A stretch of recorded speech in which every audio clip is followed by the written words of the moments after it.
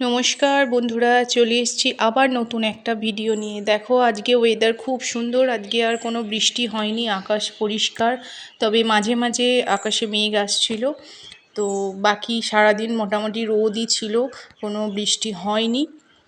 তো দেখো আজকে ব্লগটা সুন্দর সুন্দর ওয়েদার দিয়েই ব্লগটা স্টার্ট করলাম। কেমন আছো সবাই বলো। আর অম্বুবাচীর জন্য ফুল তুলতে পারছি না বলে দেখো গাছ ভরে ফুল এসছে। এখন তো গাছের কোনো পাতা ছেঁড়া যাবে না, এরকমই নিয়ম আমার হাজবেন্ড বলেছে। তো সেই হিসাবে এই কদিন কোনো ফুল দিয়ে ঠাকুরকে পুজোও করছি না। তো চলো, ওয়েদার ভালো তো আজকে একটু ঝালমুড়ি খেতে ইচ্ছা হলো। মেয়ে আর মেয়ে স্কুল চলে গেছে, হাজব্যান্ডও বেরিয়েছে, তো ওদেরকে লাঞ্চ একদম খাইয়ে পাঠিয়ে দিয়েছি। তো আমি মুড়ি নিয়ে বসেছি। এই দেখো ছোটো মেয়ে খেলতে বেরোচ্ছে, ওকে একজন নিতে এসছে, ওর সাথেই খেলে, খুব ভালোবাসে আমার মেয়েকে। তো রোজ একবার করে ওকে নিয়ে যাবে, কিছুক্ষণ নিয়ে যায় তারপর আবার দিয়ে যায়, এত ভালোবাসে জানো তো। তারপরে একে এত মারে কি বলবো। তো মেয়ে চলে গেল, আমি সেই সময় আমার ব্রেকফাস্টটা করে নিলাম। আর আমার বড় মেয়েকে আজকে ব্রেকফাস্টে এই দেখো ব্রেড দিয়েছিলাম জ্যাম দিয়ে। ও জ্যাম দিয়ে ব্রেড নেওয়া পছন্দ করে।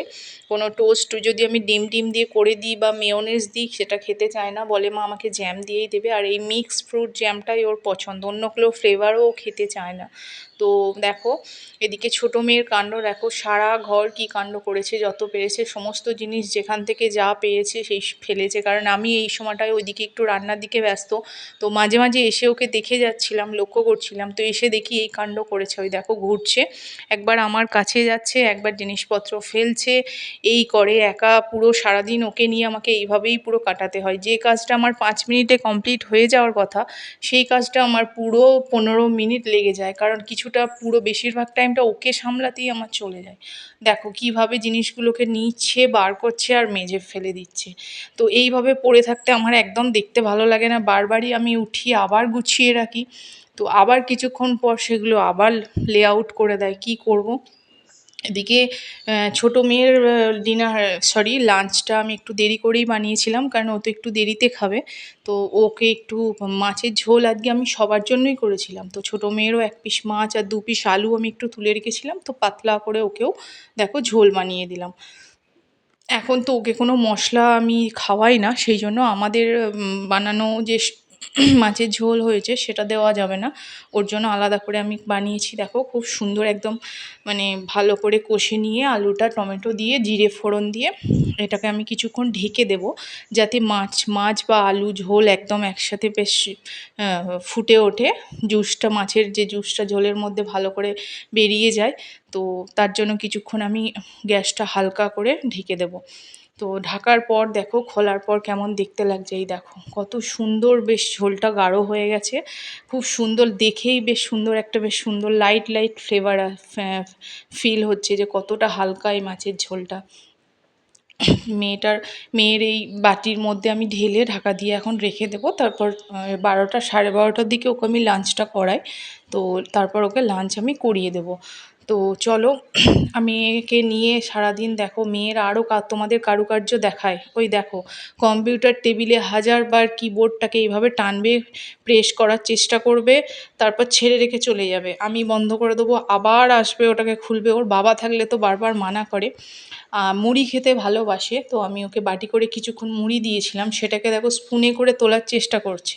স্পুনটা নিয়ে এসেছে, নিজেই তুলে খাওয়ার চেষ্টা করছে।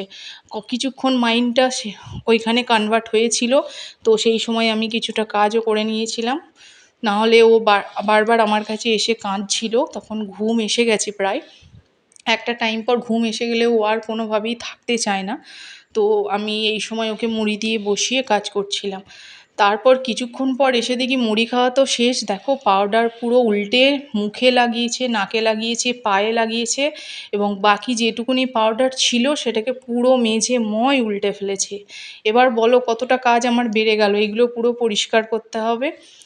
তো চলো, মেয়ে তো ঘুমিয়ে গেছে, সমস্ত কিছু করে খাইয়ে মেয়েকে ঘুম পাড়িয়ে দিয়ে আমি একটু বাইরের দিকে এলাম কিছুক্ষণ নিজের জন্য, গাছপালার সাথে একটুখানি ঘুরলাম, বাইরে ওয়েদারটাও বেশ সুন্দর, গাছগুলো একটু দেখছিলাম কীরকম কী ফুল, কতটা কী হয়েছে। তো বেল ফুলে গাছে দেখলাম 2-1টা কুঁড়ি এসছে, 2-1টা ফুল ফুটেছে। তো চলো, আমি আর বেশিক্ষণ ওয়েট করব না, কারণ মেয়ে ঘুমিয়ে গেছে মানে আমাকেও একটুখানি ঘুমিয়ে নিতে হবে, কারণ মেয়ে তো বেশিক্ষণ ঘুমাবে না। ওর একটা নির্দিষ্ট টাইম আছে, ঠিক সেই টাইমের পর উঠে ও আবার শুরু করে দেবে, তো তখন আমার আর ঘুম হবে না। একটু সারাদিনের পর রেস্ট নেওয়াটাও দরকার। খুব সকালে আমাকে উঠতে হয়, কারণ বড় মেয়ে স্কুল যাবে, তাদের টিফিন সমস্ত কিছু প্রিপারেশান থাকে। দেরি করে উঠলে সেটা আমি সময় দিয়ে উঠতে পারি না।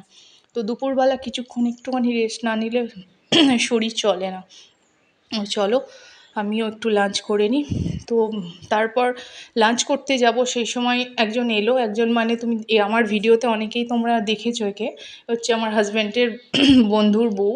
ও প্রায় আমার কাছে আসে, গল্প করে, ভালো লাগে, আমারও ভালো লাগে, ওরও ভালো লাগে আমাদের একসাথে সময় কাটাতে।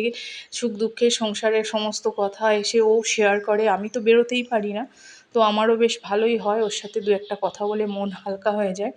তো ও আমার সাথে সেরকমই কিছু দুঃখের কথা শেয়ার করছিল, দুজনে কিছুক্ষণ গল্প করে নিলাম। মেয়ে তো খাটে ঘুমাচ্ছে।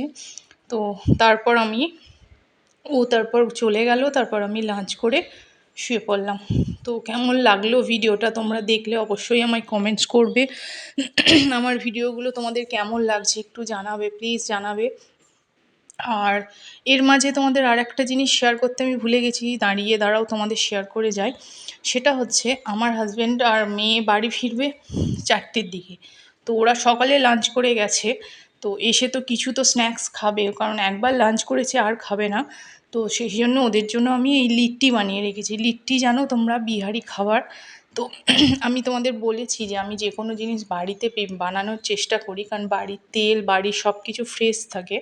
তো ওদের জন্য আমি সেটাই বানিয়ে রেখে দিলাম। আমার হাজব্যান্ড খুব পছন্দ করে লিট্টি খেতে, ও তো খুব খুশি হয়েই যাবে। বাস এই দেখো আমার রেডি করে ভাজাও হয়ে গেছে, তেল গরম হয়ে গিয়েছিল। তো কেমন হয়েছে বলবে, তোমরাও বাড়িতে বানিয়ে খেতে পারো। শুধু সস দিয়েই খাওয়া যায় এগুলো, আলাদা করে কিছু আমি নিই না। আমি তো নিই না, বা আমার হাজব্যান্ডও নেয় না। তো শুধু সস লাগিয়ে ভেতরে যে ছাতুর পুরটা থাকে ওটা এতটাই টেস্টি হয়, তো শুধুই খাওয়া যায়। আর এটা অনেকক্ষণ রাখাও যায়। কোথাও বেড়াতে গেলে, কোথাও গেলে সেখানেও তোমরা এটাকে ক্যারি করে নিয়ে যেতে পারো, কিন্তু খুব মানে হেলদিও খাবার। চলো ভিডিওটা শেষ করি, দেখা হচ্ছে নতুন ভিডিওতে।